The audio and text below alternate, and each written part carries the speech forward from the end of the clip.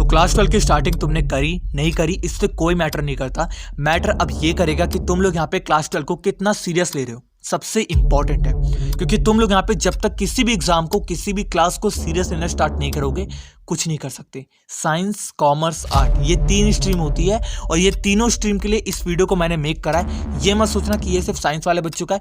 अगर मैं एग्जाम्पल ले रहा हूँ IIT का, तो समझ जाओ कि यहाँ पे एग्जाम्पल है। वो एग्जाम्पल में मैं यहाँ पे कोई सा भी एग्जाम ले सकता हूँ, चाहे वो आपके सब्जेक्ट का हो चाहे वो ना हो। बट यहाँ पे कॉन्टेक्स्ट समझने की कोशिश करना कि मैं तुम्हें एक्चुअल में क्या बताने की कोशिश कर रहा हूँ। और इस वीडियो के एंड तक मैं तुम्हें गारंटी के साथ कह रहा हूँ कि 95% नहीं, 98% नहीं, 99% तुम अपने एग्जाम के अंदर स्कोर करके आओगे। जितना सोचोगे उतना स्कोर करके आओगे और डेफिनेटली स्कोर करके आओगे। कभी ऐसा लगता है कि दिमाग काम नहीं कर रहा है, कि पढ़ रहे हैं और लग रहा है कि कुछ काम नहीं कर रहा है। और तुम लोगों के लिए सबसे अच्छा पढ़ने का तरीका ये है, ये बनवा लो और खड़े होकर पढ़ो, नींद आने का चांस ही नहीं है। 3-4 पैसेज पढ़ने के बाद दिमाग कुंद हो जाएगा एकदम। दिमाग का कुंद होना समझते हैं? कभी नहीं होता आपका। अच्छा, जिनका होता वो समझ पा रहे होंगे, जैसे मैं समझ पा रहा हूं। तो सबसे पहली बात, अभी तुम इस ग्राफ को एकदम ध्यान से देखो। यस, इस वाले ग्राफ को, क्योंकि ये ग्राफ तुम्हें बहुत बड़ी चीज बताता है, बहुत बड़ी चीज। यहाँ पर लिखा हुआ है अप्रैल, यहाँ पर लिखा हुआ है फरवरी और यहाँ पर लिखा हुआ है कॉम्पिटिटिव एग्जाम। तुम यहाँ पे मान के चलो, अभी तुम इस वीडियो को देख रहे हो, अप्रैल आ चुकी है, मई आएगी, जून आएगी। बट सबसे इंपॉर्टेंट बात है कि तुम्हारा यहाँ पे जो टारगेट है सबसे पहले बोर्ड वाला, वो है तुम्हारा फरवरी का। उसके बाद तुम्हारा टारगेट होगा कि मुझे अपने कॉम्पिटिटिव एग्जाम को तोड़ना है। कुछ बच्चों का टारगेट है कि यार मेरे लिए बोर्ड इंपॉर्टेंट नहीं है, सीधा मुझे कॉम्पिटिटिव एग्जाम को तोड़ना है और वही मेरा टारगेट है। बट एक चीज का ध्यान दो, इस अप्रैल से लेकर के फरवरी तक के टाइम में तुम्हें यहाँ पे बहुत सारे गड्ढे मिलने वाले हैं, बहुत सारे गड्ढे। वो गड्ढे क्या होंगे? वो होंगे तुम्हारे ट्यूशन वाले टेस्ट, वो गड्ढे होंगे तुम्हारे यूटी, वो गड्ढे होंगे तुम्हारे यहाँ पे प्रीवियस ईयर जो तुम्हारे यहाँ पे मिड टर्म एग्जाम कंडक्ट होता है। ये सारे के सारे गड्ढे तुम्हें यहाँ पे मिलते चले जाएंगे अप्रैल से लेकर के फरवरी तक में। बहुत गड्ढे होंगे। बट यहाँ पर अगर तुम सोच रहे हो कि यार मेरे को उन गड्ढों से कोई लेना देना नहीं है, मेरे उन गड्ढों के अंदर कम मार्क्स आ जाए तो भी कोई फर्क नहीं पड़ेगा, तो एक चीज़ को जान लो कि अप्रैल से लेकर फरवरी तक में जो तुम यहाँ पे कॉन्सेप्ट को पढ़ोगे वही तुम्हारा कॉम्पिटिटिव एग्जाम, चाहे वो IIT का हो, नीट का हो, चाहे तुम कोई भी कॉम्पिटिटिव एग्जाम की तैयारी करो, वहाँ पर भी वही कॉन्सेप्ट लगने वाला है। जो तुम क्लास 12 के अंदर पढ़ोगे वो भी तुम्हारा वहाँ पर काम आएगा।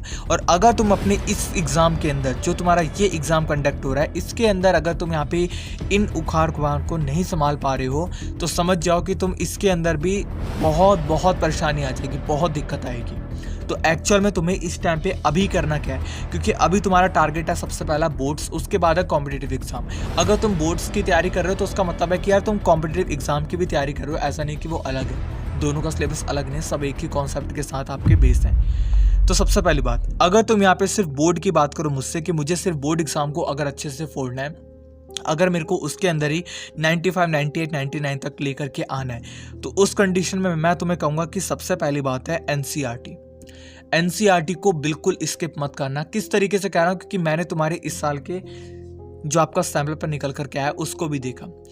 NCERT पढ़ना काफ़ी इंपॉर्टेंट है, क्योंकि उसके अंदर तुम्हारा बेस है जो कि तुम्हारे सैम्पल पेपर के अंदर साफ साफ दिख गया है मुझे। तो NCERT बिल्कुल इग्नोर मत करना। NCERT मस्ट इंपॉर्टेंट है, इस साल तो कहूँगा कि बहुत ज़्यादा इंपॉर्टेंट है। और NCERT के साथ साथ जो इस साल तुम्हें सबसे ज़्यादा काम लगेगा वो होगा प्रीवियस ईयर क्वेश्चन का, बहुत ज़्यादा। प्रीवियस ईयर क्वेश्चन आपके जो डिलीट हो चुके हैं ना, वो हटाने के बाद जो तुम्हारे पास बच रहे हैं इस साल के, वो जैसे सिलेबस में आपके बहुत सारे कॉन्सेप्ट तो डिलीट हो चुके हैं। अगर हम पास्ट 10 ईयर पे जाकर के देखें तो यार वही चीज़ आती है ना कि 10 ईयर में तो आपका कुछ डिलीट नहीं था, तो वहाँ से निकालने में दिक्कत होती है। तो प्रीवियस ईयर क्वेश्चन भी तुम्हारे करने काफ़ी इंपॉर्टेंट है। और मैं तुम्हें लिखित दे रहा हूँ कि प्रीवियस ईयर क्वेश्चन अगर तुमने कर लिए ना, तो इतना है कि यार 90% तक तो पक्के हैं तुम्हारे। NCERT पढ़ ली, NCERT सिर्फ कॉन्सेप्ट बनाएगी, लेकिन जो तुम्हारे मार्क्स दिलाएगा ना बोर्ड के अंदर, वो है तुम्हारा प्रीवियस ईयर क्वेश्चन। अब प्रीवियस ईयर क्वेश्चन कहाँ से करें? देखो, मेरे पास काफ़ी बच्चे के मैसेज आते हैं यार प्रीवियस ईयर क्वेश्चन के लिए क्या कोई किताब लेनी है। यस, तुम्हें किताब लेनी इंपॉर्टेंट है, बट तुम्हें मैं सजेस्ट कर सकता हूँ कि एक किताब है जो कि है तुम्हारी यहाँ पे ओसवाल की। यस, ओसवाल की क्वेश्चन बैंक, इसके अंदर तुम्हारे सारे की सारी चीज़ें इंक्लूड है। मेरे को मेनली जो फोकस है वो प्रीवियस ईयर क्वेश्चन है, बट इसके अंदर तुम्हें एक्स्ट्रा भी चीज़ें मिल जाती हैं। तुम्हें इसके अंदर मिल जाएंगे यहाँ पे स्टडी वाले नोट्स रिवीजन करने के लिए। इसके अंदर तुम्हें मिल जाएंगे वो सारे के सारे कॉन्सेप्ट, वो सारे के सारे प्रीवियस ईयर क्वेश्चन जो कि इस साल तुम्हारे काम आने वाले हैं। मतलब कि इस साल का जो पास्ट में डिलीट हो चुका है ना, उन क्वेश्चन को हटाने के बाद जो तुम्हारे इंपॉर्टेंट रिपीटेड टाइप के क्वेश्चन है वो इसके अंदर इंक्लूड करे गए हैं। क्लास 12th के लिए बता रहा हूँ, हर एक स्ट्रीम का, चाहे वो आर्ट्स का स्टूडेंट हो, चाहे वो कॉमर्स का स्टूडेंट हो, चाहे वो साइंस का स्टूडेंट हो, किसी भी स्ट्रीम का स्टूडेंट है, सबके लिए आई है। क्योंकि भाई देखो, मेरे को ये बताना इंपॉर्टेंट इसलिए है क्योंकि अगर तुम अभी से प्रीवियस ईयर क्वेश्चन सॉल्व कर रहे हो ना, तो बोर्ड्स की चिंता छोड़ देना। बोर्ड्स तो तुम्हारे डेफिनेटली क्रैक हो चुके हैं, क्योंकि प्रीवियस ईयर क्वेश्चन तुम्हारे यहाँ पे राजा होता है, और अगर तुमने उसको कर लिया, खत्म हो गया यार, तुम पूरी तरीके से फुल मार्क लेकर के आओगे। इसके अंदर तुम्हें सब्जेक्टिव टाइप क्वेश्चन मिल जाएंगे, ऑब्जेक्टिव वाले क्वेश्चन मिल जाएंगे, कॉम्पिटेंसी बेस्ड क्वेश्चन को अलग रखा गया है। मतलब तुम्हें प्रीवियस ईयर क्वेश्चन को छांटने की भी जरूरत नहीं है कि यार कॉम्पिटेंसी बेस्ड क्वेश्चन कैसे बनेंगे, प्रीवियस ईयर में ऐसे कैसे, सब कुछ तुम्हारा इसके अंदर इंक्लूड है, सब कुछ इंक्लूड है, कहीं भी बाहर भटकने की जरूरत नहीं है। माइंड मैप, कॉन्सेप्ट, सब कुछ तुम्हारा इसके अंदर जो है, रिवीजन नोट, सबका सब इसके अंदर जो है वो इंक्लूड है। अब बात करें नेक्स्ट, तुम्हें एक्चुअल में अब पढ़ना किस तरीके से, गो थ्रू एनसीईआरटी। यस, तुम्हें यहाँ पे सबसे पहले अपनी एनसीईआरटी को गो थ्रू करना है, किस तरीके से वो समझते हुए चलना। सबसे पहले मान के चलता हूँ, तुम यहाँ पे कोई सा भी ट्यूशन, कोचिंग कहीं भी पढ़ने जा रहे थे, वहाँ तुमने पढ़ाई कर रहे हो और आराम से पढ़ाई कर रहे हो। वहाँ से पढ़ाई करते हुए तुम यहाँ पे देखो, वहाँ से हो सकता है कि तुम्हें यहाँ पे नोट्स मिल जाए, नहीं मिलता है नोट्स तो तुम यहाँ पे अपने खुद के नोट्स को खुद लिखते हो चलना, जो कि तुम्हें यहाँ पे पढ़ाए जा रहे थे। नहीं होता है, मुझे कमेंट बॉक्स में कमेंट करो, आपको मैं बता दूंगा। वरना तो अगर तुमने क्वेश्चन बैंक को बाय कर लिया है और सवाल के, तो वहाँ पर तुम्हें रिविजन नोट्स ऑटोमेटिक मिल जाएंगे, क्योंकि प्रीवियस ईयर तो ले ही रहे हो और प्रीवियस ईयर के साथ तुम्हें नोट्स मिल रहे हैं, तो फायदा ही फायदा है। ठीक है, तो नोट्स अगर तुम्हें नहीं मिल रहा है तो ओन अपने खुद के नोट्स मेक करो, जो लेक्चर से देखोगे उसी को लिखते हुए चलो।